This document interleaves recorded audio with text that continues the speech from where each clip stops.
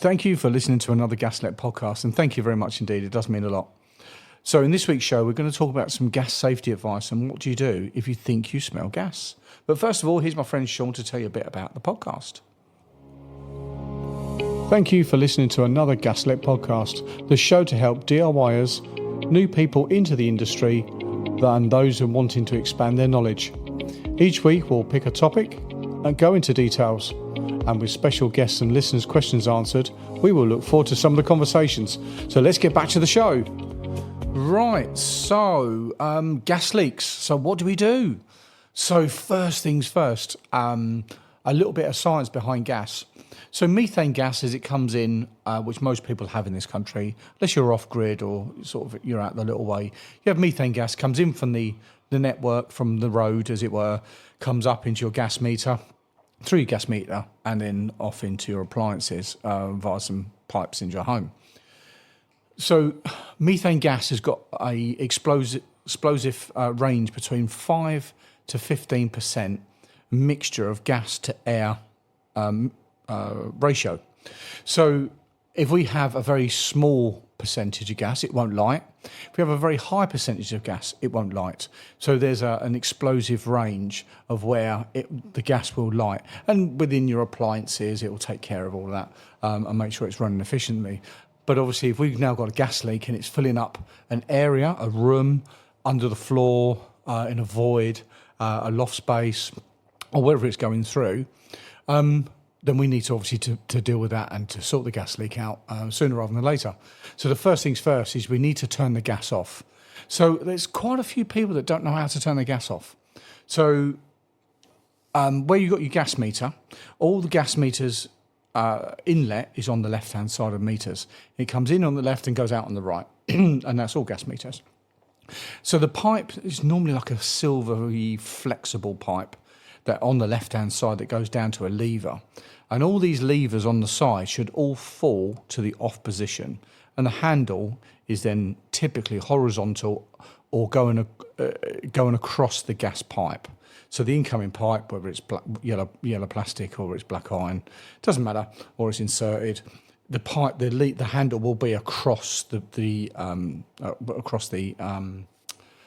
pipe. And that goes for all valves, water valves, gas valves, all exactly the same. So if it's in line, it's on. If it's across it, it's off. So turn the gas off to start with. Then open up doors and windows to vent the space. Don't operate any naked flames, any cigarettes, any sparks, any light switches, anything electrical, don't operate. If it's on, leave it on. If it's off, leave it off. And open the doors and windows. And that will create some through draft, and then that will then get all that gas out. So the next thing to do is call Southern Gas Networks here in the southeast.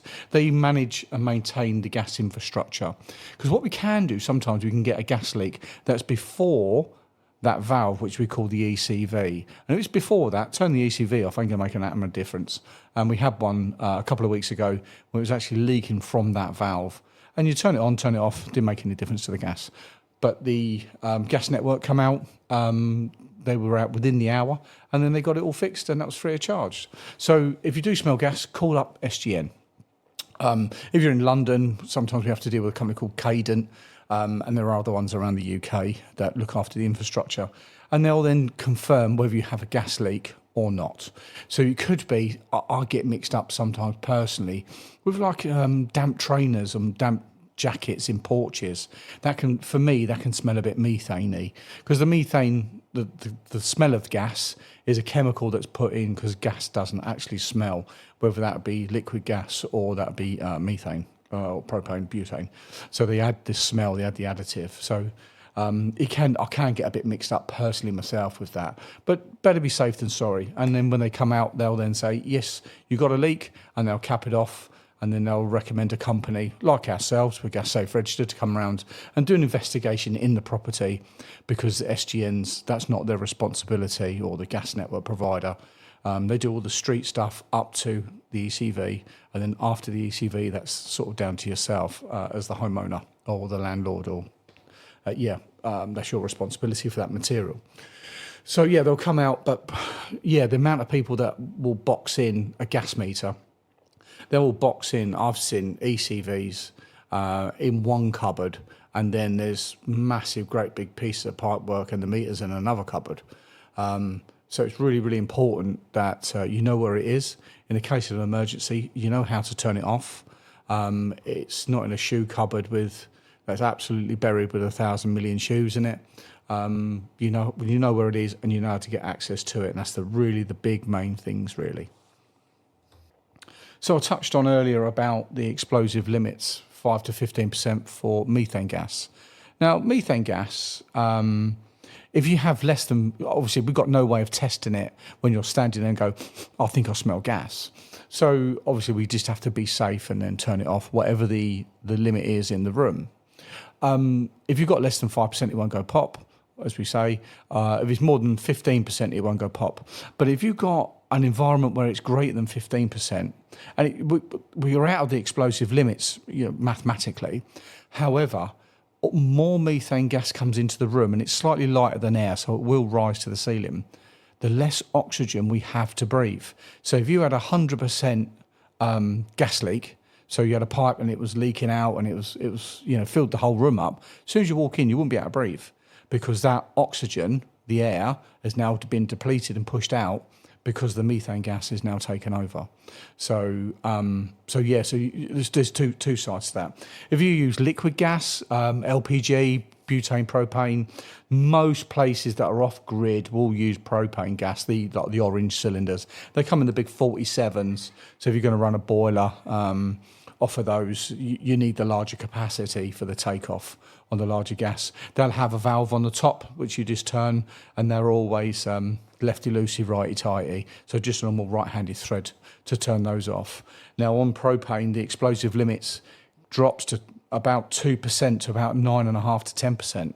So their explosive limits for propane is a lot lower, and slightly lower for butane as well, 1.8%. So you don't need a lot of ratio mixture in the air for those to go bang. But with liquid gas, they're heavier than air, so they will drop to the floor. That's why we have floor vents in LPG. So if there's any spillage, it's like what they call it, a creeper gas or a sticky gas. So it will drop to the floor, and then if you've got floor vents, you've got holes, it'll drop out the floor, and then it'll self-vent out. Obviously not on boats. You can't drill holes in the bottom of the boat, otherwise they would be on the bottom of the seabed. So that's the little bit of advice there. Turn the gas off, open doors and windows. Don't operate anything electrical. If it's on, it's on. If it's off, it's off. And then turn it off for the ECV, and then call the 0800 111 999 is the phone number for the gas network. So we're doing a giveaway. So I'm just going to come up with a word. What should we have? We're going to have a bottle of water. There we are. There's a key word. So we're doing a giveaway. So this is going to go live on Tuesday. So this is going to be aired on Tuesday, the 25th of June. And then we'll give it until Monday, the 1st of July. And then we'll do a little giveaway. So send us an email with the little code word. Send us it over, and we'll put you into a little draw, and then we'll announce the winner. So podcast@gaslec.net. So send it in, and then you'll be into the draw for that.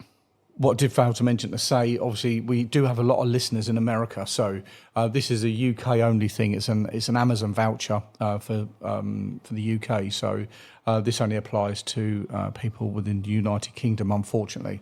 I haven't worked out a way that people that listen in America and in Spain and Italy and stuff like that, how they can listen, how they can benefit from it. So let me have a think about it.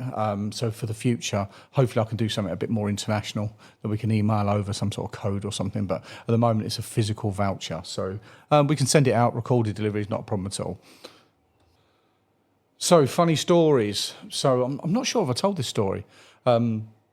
We was doing some work in a customer's house near where we are in Gillingham. And the customer went on holiday. The customer had 3 dogs. They had this little white fluffy Bouche and Frisk thing, and then they had like 2-3 sausage dogs, which were quite good. But this little escape artiste we'll call it. So was going in and out of the van, getting some bits in. I think I was doing some work in the bathroom while they were on holiday. Lovely people. So this little white dog gets out. I'm like, oh no. And it runs straight over the road, missed all the cars, and the customer lived opposite a field. And this dog every day is taken to the field and walks around the field and meets all his little friends and has a little run around and has a whale of a time over there. But obviously he just got out and started running. So I chased it. I had some working for us at the same time. We're running around the field and it's only little. It can't run that fast, but actually fast enough. And every time you're trying to bend down to pick it up, the thing would just take off again. And I started running out of steam very, very, very quickly. I was, what am I going to do? What am I going to do? I know. I went into the customer's garage and I got his push bike out. Now I'm chasing the dog around the field on a push bike.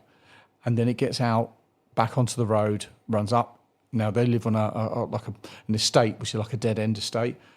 And the dog's running up the road. I'm cycling after it. The dog's looking at me thinking, why am I chasing it? It's running up the road. We're going in and out of front gardens. And finally, the dog gives up. He gets too tired. I'm absolutely knackered. Picks the dog up and it wheezes all down me.